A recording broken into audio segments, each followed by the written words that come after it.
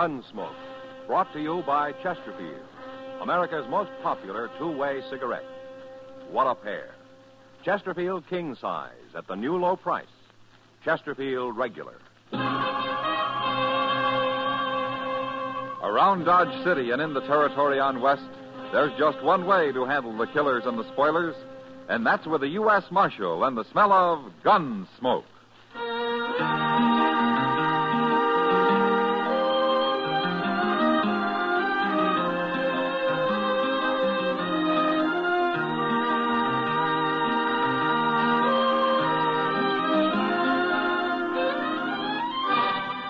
Gunsmoke, starring William Conrad, the transcribed story of the violence that moved west with young America, and the story of a man who moved with it. I'm that man, Matt Dillon, United States Marshal.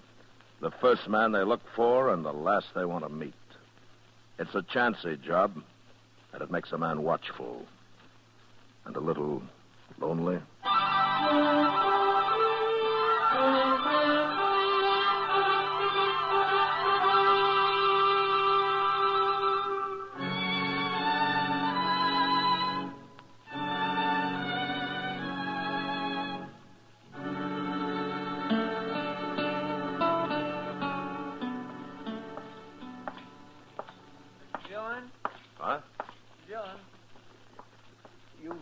Headed for the depot? Oh, no, I'm not, Chester. I'm looking for a cup of coffee.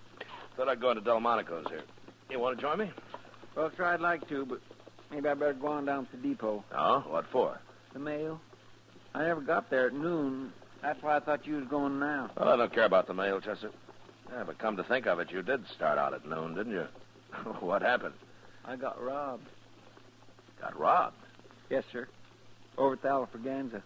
Oh, you've been gambling all afternoon, huh? Not all afternoon, Mr. Dillon. I watched the game for about an hour before I set in. Well, you should have gone on watching it. Oh, yes, sir, you're right. Absolutely right. Cost me my last $10. But I thought sure I'd win this time. Oh, why? Because it was my last $10 for the month. I had to. Well, that's about as good a reason for winning as any, I guess. Yes, sir.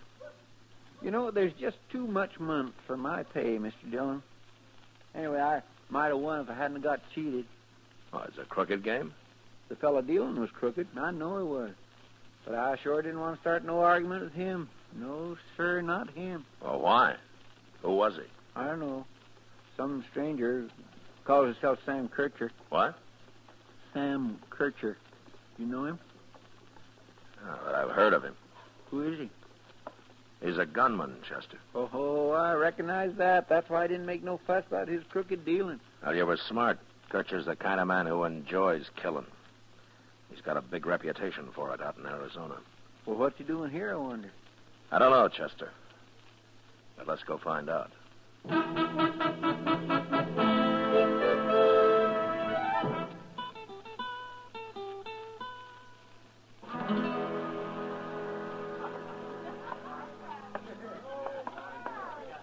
That's him, Mr. Dillon. Just getting up from the table over there. I guess the game's finished. Funny you'd tell you his name, Chester. A man like that usually doesn't talk so much. No, sir, but I didn't think nothing about it at the time. He's coming over here at the bar, Mr. Dillon. Yeah. Glass of whiskey, bartender. Hello, Kircher. Where you been, Dillon? What? Took you long enough to get here. It's been a half hour since I cheated your friend here out of his money. Cheated me, you see? I told you he did. But how do you know I was a friend of Mr. Dillon? I asked. Smart of me, wasn't it? What'd you ask for? What difference it make? Never mind, Chester. What are you doing in Dodge, Kircher?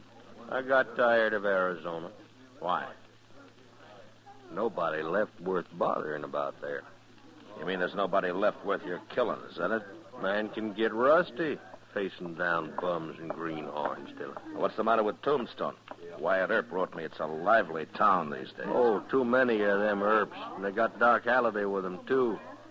Man, be a fool to ride into that camp. Well, you draw a line somewhere, don't you? One man at a time's good enough for me, Dillon. I ain't greedy. You're kind of greedy about money. What do you mean? You admitted cheating Chester out of his $10. I had a reason for that, Dillon. Now, did you? Yeah. He was hanging around watching the game, and I found out who he was. So when he sat down, I took him. I can deal faster than that. I wanted him to know and run tell you about it. Why? I wanted to meet you, Dillon. Always like to get to know the leading citizens of a place. You got your own way of going about it. Are you objecting? Ordinarily, I object to cheating at cards, yeah. But with you, I don't think it matters much. Now, what are you doing in Dodge, Kircher? I was nearby, up in Colorado. I heard about you there, Dillon. You've got quite a reputation. I'm a lawman, Kircher, not a gunman.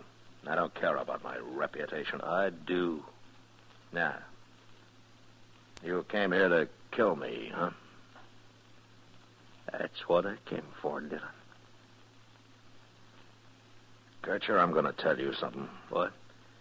Men like you are as useless as wolves. I hate every one of your kind. And that'll make it easier for you to fight me, Dillon. I'll meet you out in the plaza, sundown tomorrow.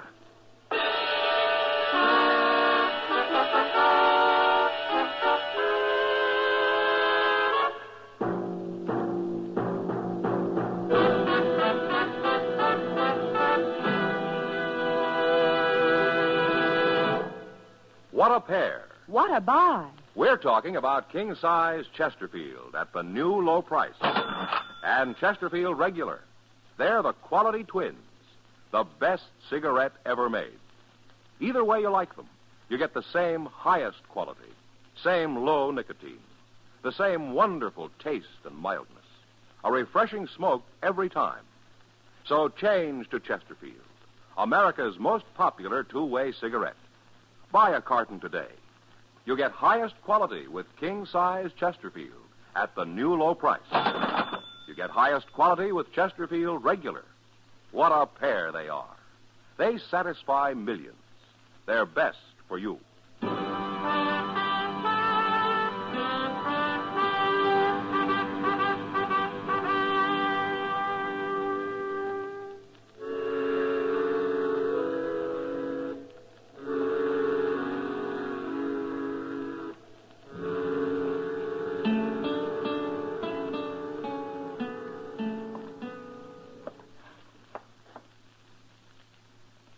Dillon? Huh? I've been thinking about sundown all day long. I feel terrible about this. Oh, why? It isn't your trouble. Yes, sir, I know, but if I hadn't sat in that game yesterday, things might be different. Sam Kirchard have found me soon enough. That's what he said he came here for. I heard him. But I still feel guilty. What's the matter, Chester? You afraid he'll kill me? Is he really good? Well, he's beat a lot of men. You're going to fight him, ain't you? Yeah, that's the worst part of this job, Chester, having men like Sam Kircher come around looking for another notch on his gun. There's nothing I can do about it. Well, you don't have to fight him, Mr. Dillon. No, I don't. I could avoid it. How? Run away? Oh.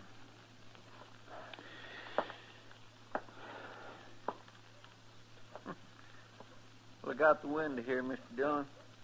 The plaza's plumb deserted. Sure. Guess the word's got around.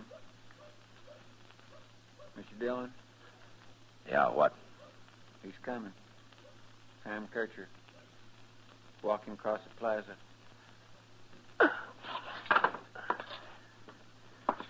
Well, must be sundown. Yes, sir, it is.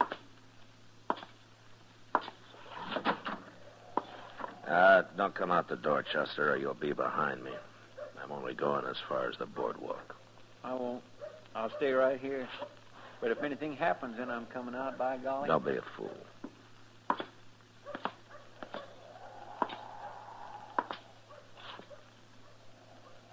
Come on out in the street, Dillon. What you standing there for?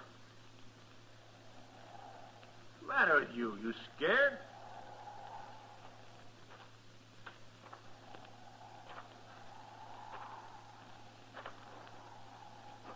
Why don't you come down here, Dillon? There's a lot of people hid out watching us. Been a long time since a marshal was killed in Dodge. I don't want to hear your talk, Kircher. Let's get this over with.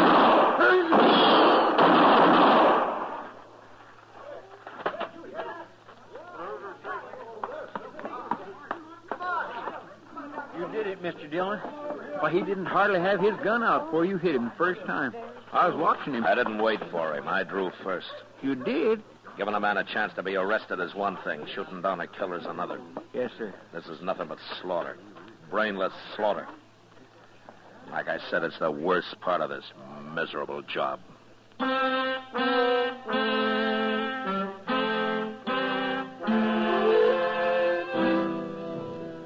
I guess it helped, ridding the country of a man like Sam Kircher, shooting him down, killing him. But the trouble was that it made you feel like a part of his own senselessness when you did it. And everybody congratulating you afterwards and looking up to you. That didn't help any. That's one thing that got men like Kircher started off wrong in the first place. All the talk, all the admiration for gunfighters. Like with a kid I met at the Texas Trail one night a couple of months later. He was sitting with Kitty when I came in. Evening, Matt. Tom. Ah, thanks, Kitty. This is Marshal Dillon, Pate. I know. I've seen him. Pate, huh? Well, I never saw you around before, Pate. He rode in yesterday, Matt. His first time. Good thing, too. He's only 16. Yeah, that's young, especially for a town like Dodge. Where you from, Pate? On west of here. Cowboy? I was. That's what I've been arguing with him about, Matt. He says he's through being a cowboy. Oh, is that so? Why? I got other things to do. Like what? I'm going to buy me a gun, Marshal. A gun? Sure. And I'm going to learn to use it, too. A man's no good without a gun. Oh? Pate, you start carrying a gun and you get handy with it, and you'll grow up to be a U.S. Marshal or something. Ah, Kitty. I mean it. I never saw a man start using a gun yet that he didn't have to go on using it the rest of his life. However long that is. Tell me something, Pate. What, gave you this idea? What's wrong with it? Everybody carries a gun. Of course, everybody can't use them real good, but I'll learn. I'll get good. Good as you are, Marshal. Oh? Sure. Maybe even better. Who knows? That's what I mean. It all leads to nothing but getting killed. Who cares how good you are with a gun? There's always somebody better. She's right, Pete. Why don't you forget about this and go find yourself a job out in the country somewhere and go to work, huh? I'm going to have to, Marshal. I'm plumb broke right now. Oh, good. That's fine. You know anybody around here? Nope. Well, look, I'll tell you. Emmett Bowers is due in town tomorrow. He runs a big outfit, and he can always use an extra hand. You meet me in the lobby of the Dodge House tomorrow morning, and, well, we'll have a talk with him. Okay. I better be going now. I got to find me a place to sleep. Oh, Pete. Here's $1. You can pay me back later. No, I couldn't take it. No, thanks. Good night. Good night, Kitty. So long, Pate. Good night. He's got a lot of pride, that kid. Yeah. But it's mostly the wrong kind. Maybe. Well, he'll probably forget about this gunfighting business once he's back out in the country where he belongs. Well, I hope so. There are enough gunmen around already. Oh, Pate's all right. Don't worry about him. No, I won't, Kitty. Unless he comes back someday.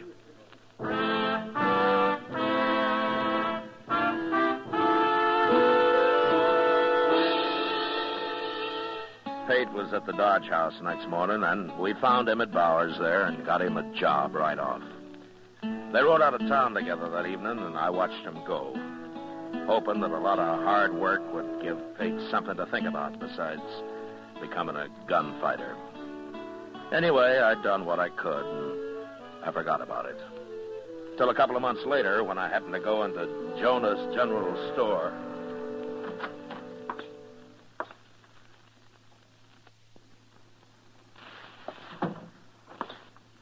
Well, morning, Marshal Dillon. Hello, Miss Jonas. Well, how come you're running the store? Why, hadn't you heard, Marshal? Oh, no, heard what? My husband's got the ague real bad. I've been taking care of him and running the store, too. Oh, well, I'm sorry to hear that, ma'am. But how do you manage to do both? Well, I moved his bed into the storeroom out back. Matter of fact, Doc Adams is in there with him now. Oh? Oh, that poor man, Marshal. He's had chills one day and fever the next for nigh on to a week. Well, Doc will fix him up. Doc can cure almost anything. I can cure anything but a liar, Matt. What? Oh, hello, Doc. I didn't know you were listening. I was listening and I heard what you said. And it was a long way from what you told me the other day. Why, what do you mean, Doc? Mrs. Jonas, he told me the only thing croakers were good for was performing autopsies and signing death certificates.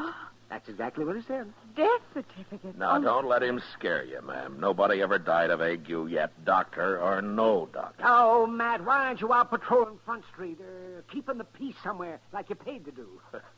Man can't work all the time, Doc. Oh, we can. Yes, well, I'll just remember that the next time you come hounding me out of bed in the middle of the night to patch up some bad man that you've just torn apart. When you're through here, I'll buy you a glass of beer, Doc. It's awful hot today. Yeah, I don't mind the heat. Yeah, well, I'll take you up on it, though. Just say, Mrs. Jonas, if your husband complains about his ears roaring, it's the quinine I gave him. So just you don't worry about it. Oh, all right. Marshal. Well, hello, Pate. How are you? I'm okay. Oh, Pate, you know Miss Jonas here? Ma'am? Hello, Pate. And Doc Adams. Howdy do. Doc? Pate's been riding for Emmett Bowers the last couple of months. Oh, that's fine. Emmett's a good boss, I've always heard. He's all right. They treating you okay out there? It's like any other job punching cows, Marshal. Short grub and long hours. Yeah, sure. Oh, what you doing in town? Did you come in with Emmett? No. I come in alone. Oh? You, didn't quit, did you? I quit. I drew my time last night. Yeah, I was afraid so. Ma'am? Mm-hmm. I want me a 6-gun and a holster and a belt. And all the ammunition the rest of my money will buy. Well, now, son, ain't you a little young to be carrying a gun? I'm 16. And if I'm old enough to do a man's work, I guess I'm old enough to live like a man. Live like a man? You mean die like one, don't you, young fella? I ain't afraid to die. I don't know. I've dug bullets out of all kinds of men, young and old. And no matter how they talk, every one of them's been afraid. I get good enough, I'll do the killing. If I'm given a decent chance. Pate, tell me something. How'd you get started on all this in the first place? I don't mind telling you, Marshal. Now I got money for a gun, and I can start practicing. Oh, wait a minute. Is there some particular man you're after? Is that it? Yeah. That's it, Marshal. Well, who is he? You. Me? I'm going to fight you, Marshal. And I'm going to kill you if I can. Well, why? I never saw you before in my life till you came here. Pate's my first name, Marshal. So? My last name's Kircher. I heard about how you shot my brother, so I come here to take his place. Pate, Sam Kircher was nothing but a killer. He was no good. You drew first on him. What difference does it make? Your brother came after me for only one reason, to kill me so he could be a big man. You think I'm going to take a chance being killed for anything as brainless as that? There's rules to gunfighting, Marshal. He wasn't ready to draw. Where'd you get all these crazy ideas, kid? Who taught you that killing people is a game of some sort? My brother told me all about it a long time ago. Yeah, sure. Now, for him, it was a game. That's what was wrong with him. He'd have beat you if he'd have been ready. Pate, do you wait for a mad dog to bite you before you try to stop him? And your brother was ready. He rode into Dodge ready. Well, I'll be ready for you. In a few weeks, I will. You will, huh? Look, Pate, I've been handling a gun for years. What makes you think that you can go against me in a few weeks? Unless you're planning something else. No, Marshal, I'll never shoot anybody in the back, not even you. You're not bad, Pate, but you sure got everything mixed up. Why? Because I'm only 16? You'll see what I can do, Marshal. You'll see. Well, what if I won't draw on you? I'll kill you anyway. Like you say, what difference does it make? All right. If you're going to act like your brother, I'll treat you like your brother. And when you come gunning for me, I'll shoot you down as fast as I did him. So go ahead and practice. Practice all you like. But when you face me, I'll have 3 bullets in you before you clear your holster. I don't care how old you are.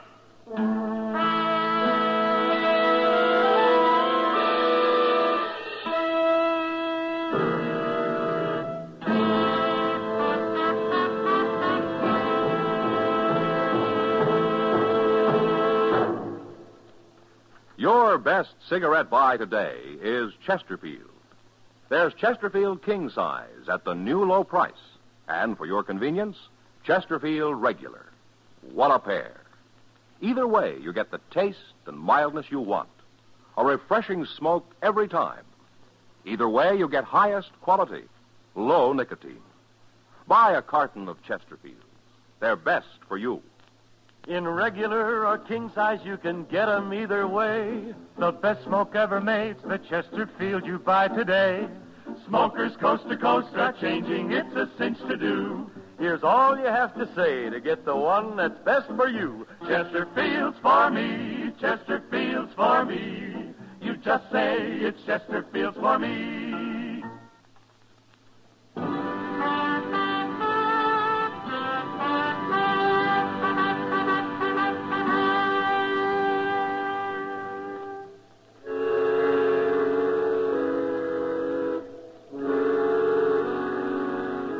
If I thought getting mad would scare some sense into Pate Kircher, I was wrong. He went ahead and bought his 6-gun, and every day he spent hours down by the Arkansas practicing with it. In a few years, that kind of concentration might have made him into a fair gunfighter, but as it turned out, he didn't get a few years. He didn't get more than about 10 days, and those 10 days got spent fast. One evening, I was sitting on the porch not far from the Texas Trail, watching the crowd push up and down Front Street.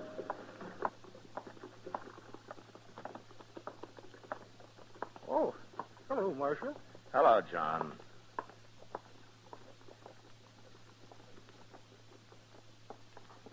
Matt, Oh, hello, Kitty. Matt, Chester's in the trail there, and he asked me to come find you. Well, why? What's the trouble? You know Jack Reining? Yeah, I know him. Well, he's at the bar in there, and he's making fun of young Pate. Chester isn't sure how much Pate's going to take from him.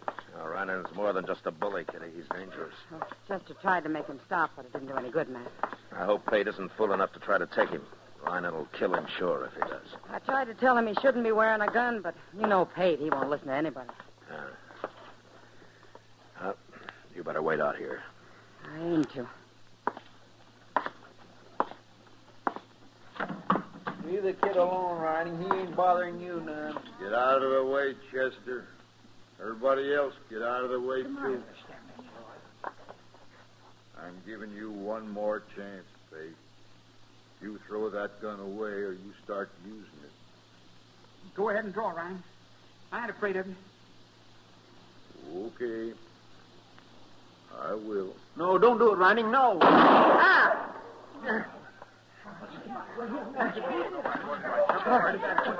All right, shut up, everybody. My hand. Shut up. You busted my hand, Marshal. What'd you do that for? You think you're a fight? It's like shooting a man in the back. You ruined my hand. You were about to murder this boy, Ryan, and I should have shot you in the head. Now go on over to Doc's if your hand bothers you. It bothers me. It's smashed. Good. I wonder how many lives that's going to save. Now go on. Get out of here. I'm going. You ruined me, that's what you've done. We'll see about this. Well, if he'd have killed him, sure, Mr. Dillon. Pate never even got his gun out. That's true, I didn't. I kind of froze. I don't know why. Pate, Jack Ryan's the same kind of man your brother was, always looking to kill somebody. And if you still think it's a game of some kind, go on wearing that gun. And when the time comes, I'll see you buried with it. But that's all I'll do for you. All right, come on, Chester, let's get out of here. Yes, sir. Marshal. Marshal, wait a minute. Marshal? Yeah.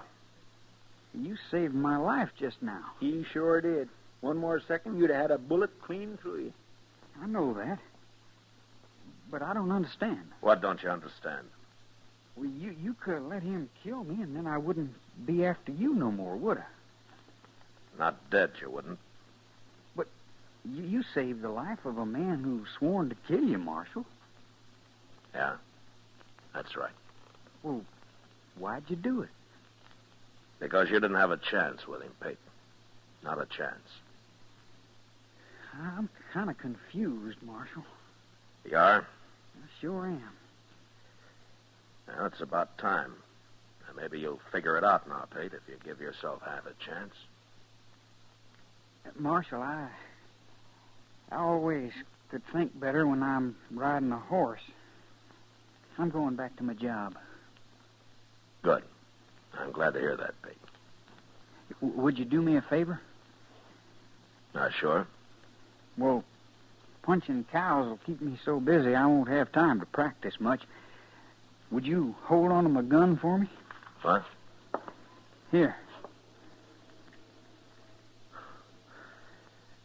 Yeah, sure I will, Pete. Sure I will. I'll keep it for you. For a long time, I hope.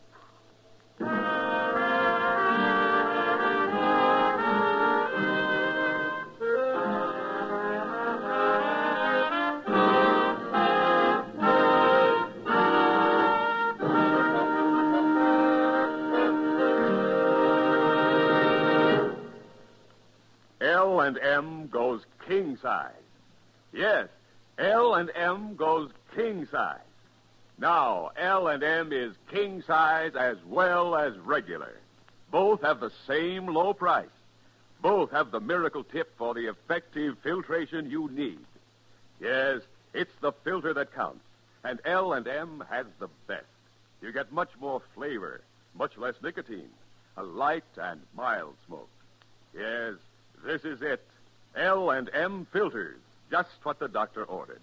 Buy a carton, king size or regular, both at the same low price. L&M filters, America's highest quality and best filter tip cigarette.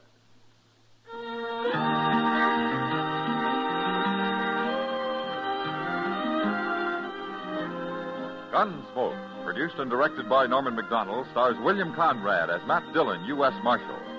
Tonight's story was specially written for Gunsmoke by John Meston, with music composed and conducted by Rex Corey. Featured in the cast were Sam Edwards, Lawrence Dobkin, Vivi Janis, and John Daner. Harley Bear is Chester, Howard McNear is Doc, and Georgia Ellis is Kitty. Join us again next week as Matt Dillon, U.S. Marshal, fights to bring law and order out of the wild violence of the West in Gunsmoke.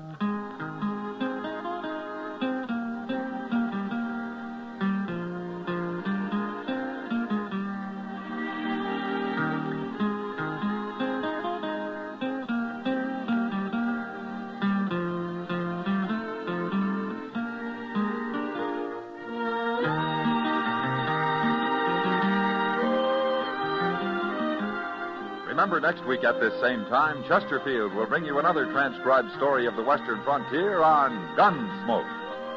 This is the CBS Radio Network.